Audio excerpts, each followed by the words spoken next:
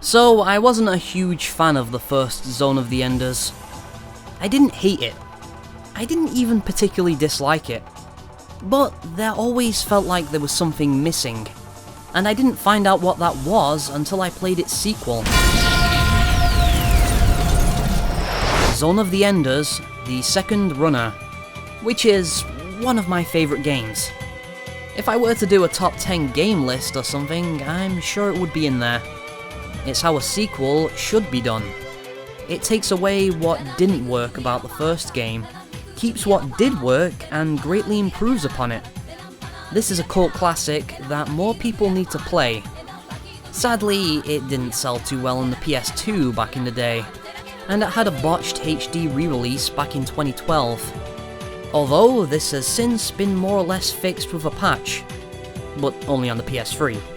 However, the game might finally get the attention it deserves, with the Mars re-release on PS4 and Steam. The fact that this release exists means one of two things. Konami feels the same way I do about this game. They know it's awesome, and that it deserves the HD treatment. Or they don't have any talent working there anymore, and can only release 15-year-old games to make money. Either way, it's a great thing that we got this release, because it's easily the best way of playing the game. It took an already great looking PS2 game, made it look even better, and added in some fantastic surround sound. Oh yeah, and you can play it in VR now. Admittedly, I don't know much about VR, and I don't have one myself, obviously, so I won't really be talking about it in this video. All I can say is, this is how VR should be. A new way of experiencing a game that already plays fine without the VR. None of that teleporting stuff. Nobody is ever gonna go for that. So anyway, let's get into the game itself. Ah! Oh, fiddlesticks! I did it again!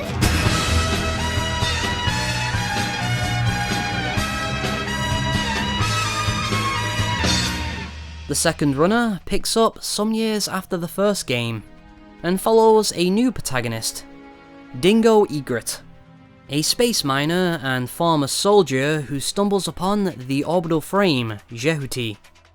He intends to use it to stop his former Bahram comrades from activating Alman, a fortress capable of absolute destruction. Much like when we talked about the first game, we'll leave the story there for now. So what made this such a massive improvement over the first game? That can be a difficult question to answer without simply saying it feels better, but I'll try to elaborate. The gameplay has gone under a lot of refinement. Everything now feels a lot more fast-paced and fluid. Jehuti no longer stops when you try to use your dashing burst shot anymore.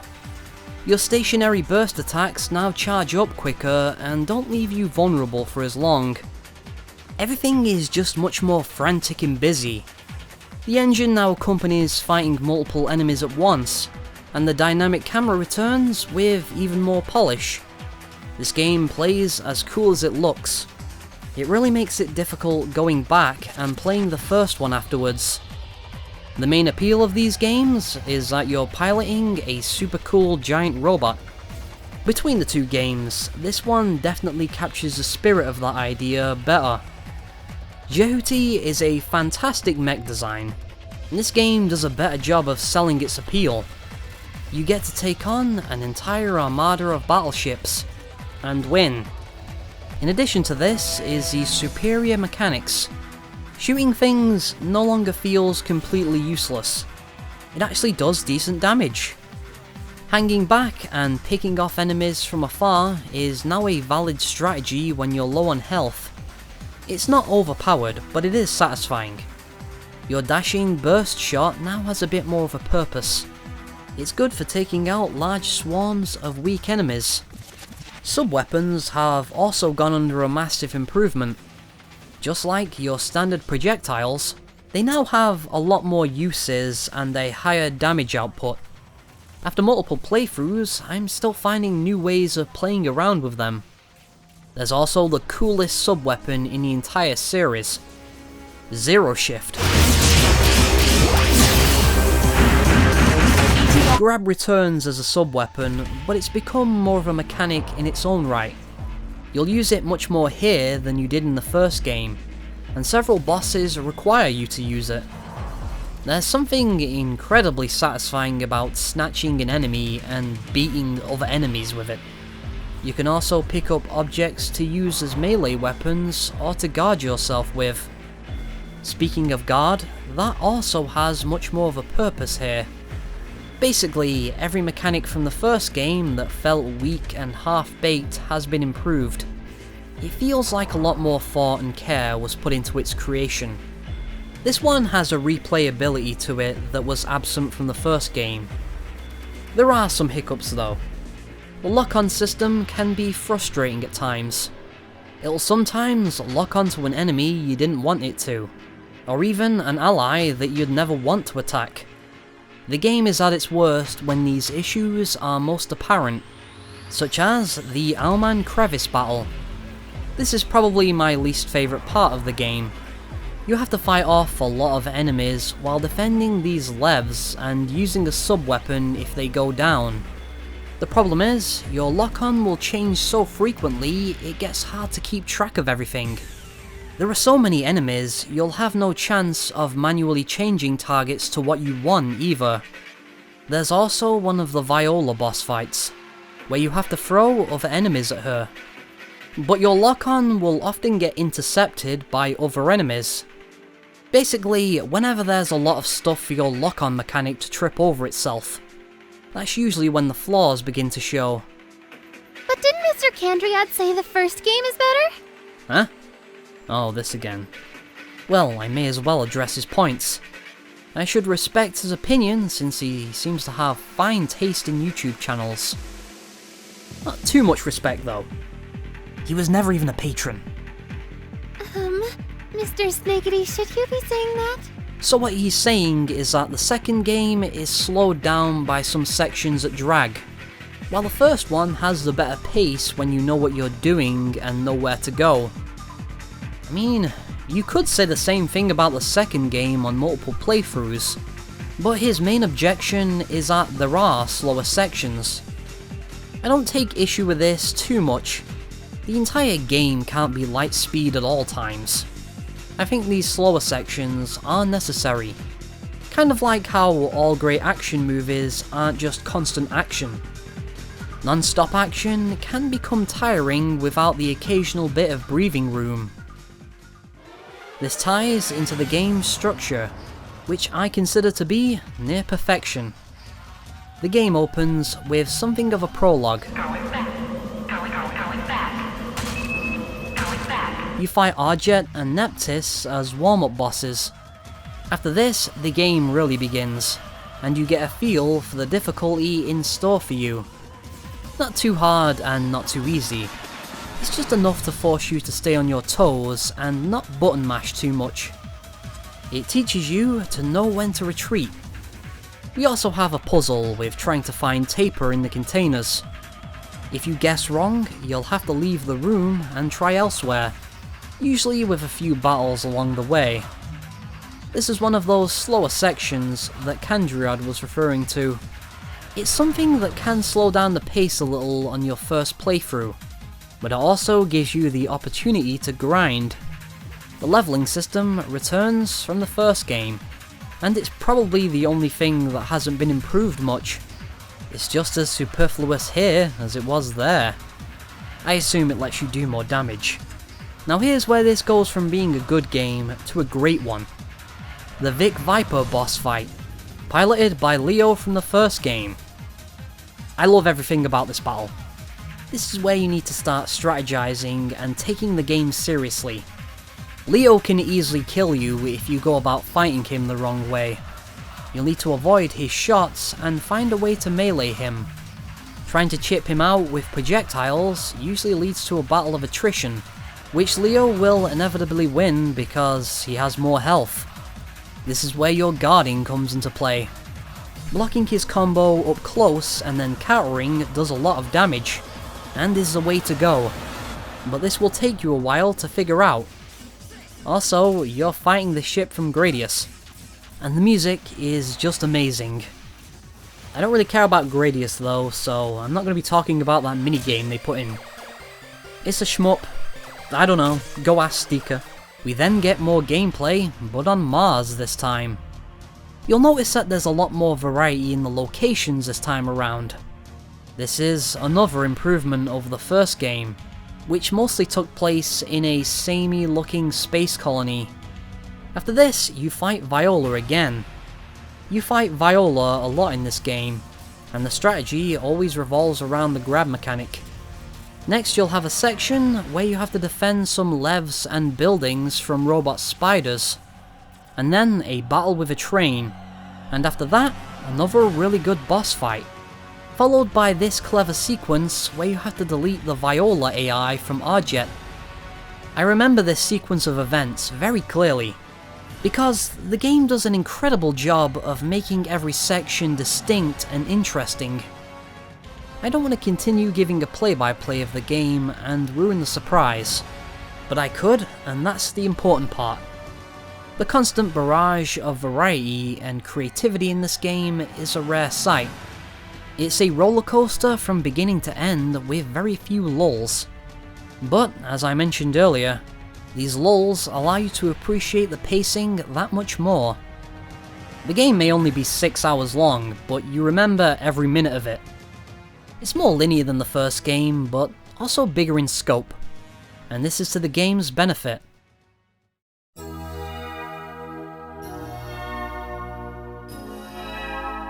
You wish. Speaking of its predecessor, you might notice that the second runner has something called story structure. There's a clear beginning, middle, and end. Unlike the first game, where there's a beginning, and just when you think you're getting into the middle, surprise, it's actually the end. In the second game, you're given a clear objective right from the get-go. Find a way to defeat Anubis, and then defeat Anubis. The middle of the story is finding the necessary weapons to do just that, and the ending is when you're right on his doorstep. None of this is spoilers, by the way. It's all in the game's opening movie, which just keeps going on and on. Just when you think it's about to end, it continues on for like another 30 seconds. Be sure to stop Alman. Anubis! Do you realize how many of my comrades died? Anubis wins. You have come back under my command. It's the weirdest thing ever. I think it's about time we talk a bit more about the game's story, because I really love it. In the first game, Leo was every giant robot anime protagonist ever. Young, naive, and doesn't like that he's being ordered around by adults. He reappears in this game with a rather stupid role. He's a guy that hid Jehuti so it wouldn't self-destruct inside Alman. As we know, he really cares about that battle AI. It's kind of sweet. But his plan after this is what makes me think he's an idiot. He thinks he can defeat Anubis in the Vic Viper. Keep in mind, this is the same guy that got his ass handed to him at the end of the first game by Anubis. In Jehuti no less. The most powerful orbital frame ever. And he thinks he stands a chance in the ship from Gradius. What? お前はもう死んでいる。何?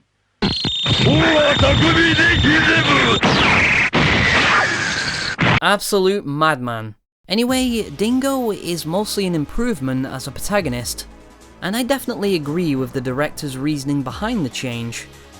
This guy is a former soldier, so he's used to fighting. He knows how to fight. He's not going to say, oh no, I don't want to fight. He's going to fight.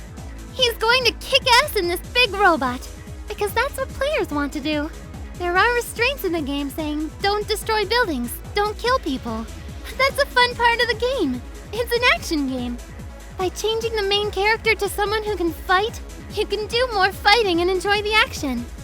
Shuyo Murata is an underrated director, and, despite what you may think, he does not, in fact, sound like a kawaii anime girl. That was actually Sachiko doing the voice.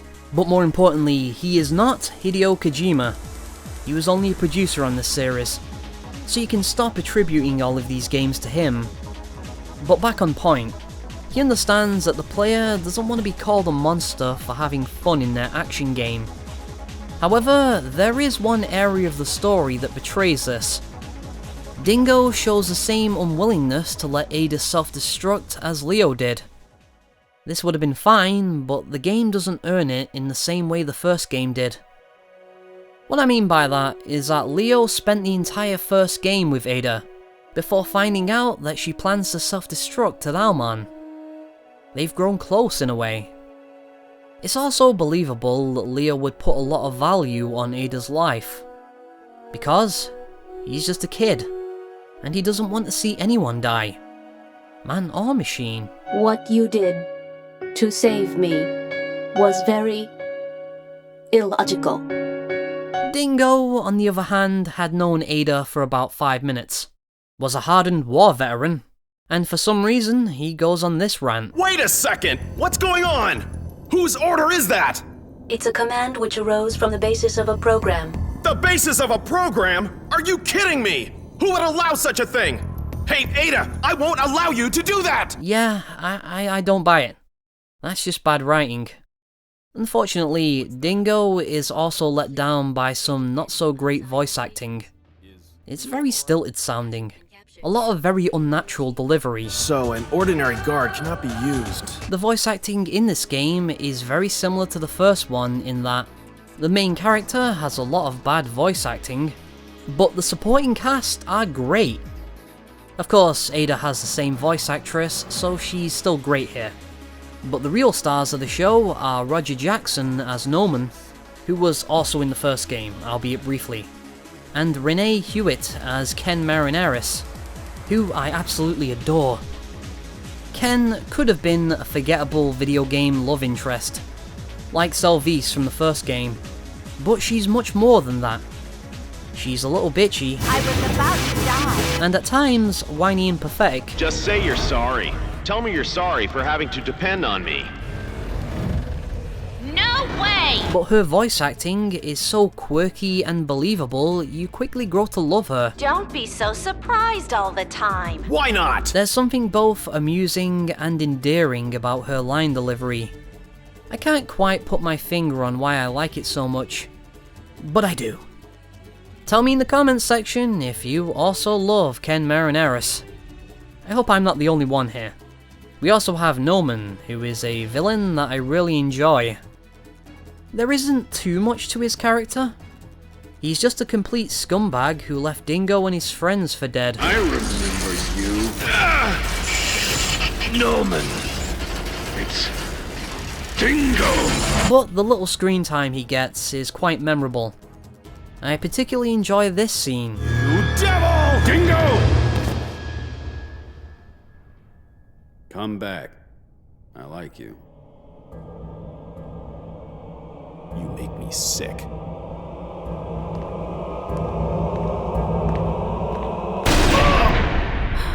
He went from psychopathic to calm, and then back to psychopathic again.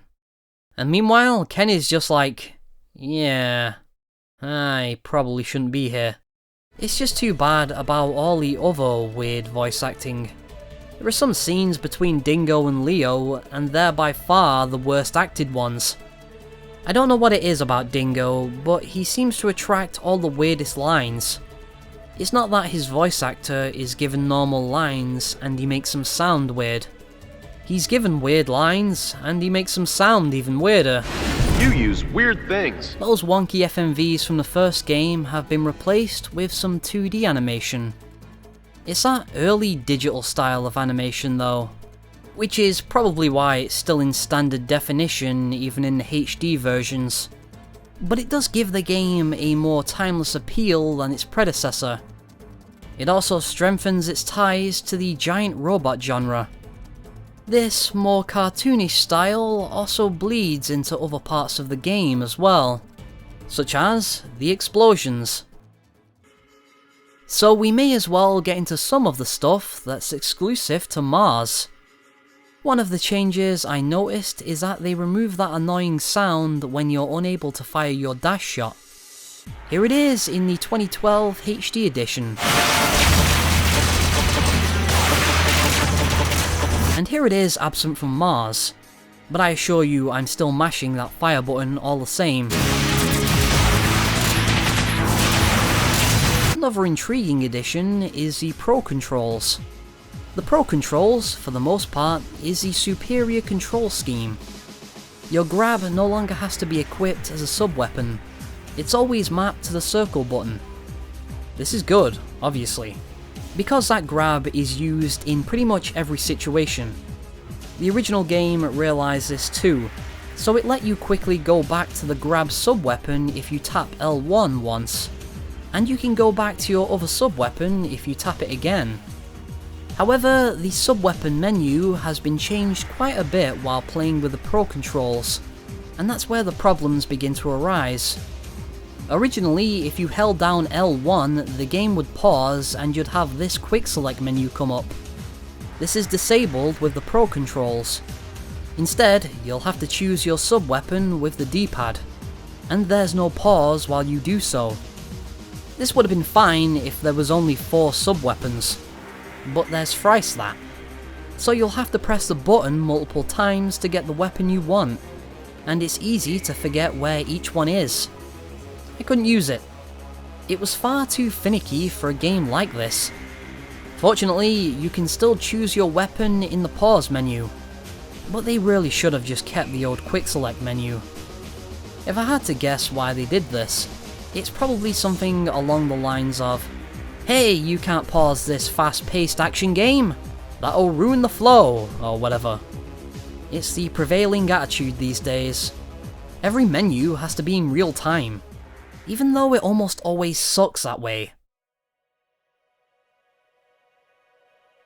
The second runner is what I consider to be a near-perfect game. There's just so much to love about it, and it's brought me a lot of joy to see it re-released in the best way possible. It makes me wonder if we've seen the end of this series. Maybe Konami might make Zone of the Enders free one day. But with Kojima Productions off making vanity projects elsewhere, it's highly unlikely. I'm fine with that though, because the second runner doesn't need a sequel. It's a satisfying conclusion to the series. Murata realised a fantastic sequel filled with variety, creativity and brilliance.